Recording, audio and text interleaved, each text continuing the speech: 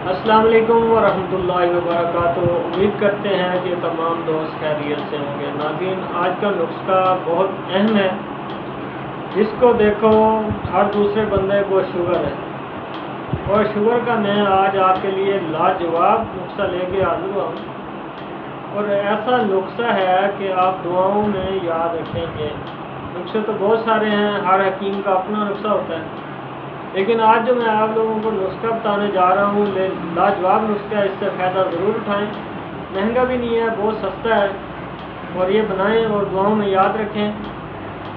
नाज़रीन, नुस्खा मैंने लिख के रखा हुआ है, मैंने बनाया भी है, मैं आपको अभी लिखवा देता हूँ। 30 ग्राम गंधक आंवला सार लेनी है जी, 90 ग्राम कलवंजी लेनी है, 30 ग्राम तुखम सरस लेने हैं, 30 ग्राम गूंद कर लेनी है, 30 ग्राम अंजल तुम्मा बगैर बीज के। ये चीज़ें आपने लेनी है। इनको आपने बिल्कुल बारीक सफ़ूफ बना लेना है। बिल्कुल सफ़ूफ बनाने के बाद आपने इसके 1000 मिलीग्राम वाले, यानी 1000 ग्राम वाले आपने कैप्सूल भरने हैं। ग़िज़ा के बाद एक कैप्सूल सुबह, एक कैप्सूल शाम ग़िज़ा के बाद लें। जिस बंदे को 300 से और 300 से ज़्यादा शुगर है, 300 तक है या 300 से ज़्यादा है या 250 तक है शुगर, तो वो बंदा ये सुबह शाम खाए 1000 मिलीग्राम वाले कैप्सूल। अगर जिसको कम है, मिसाल के तौर पे इससे कम शुगर है, तो वो इस कैप्सूलों की जो है डोज कम भी कर सकता है। 500 मिलीग्राम के कैप्सूल भी होते हैं, वो भर ले, वो सुबह शाम ले ले।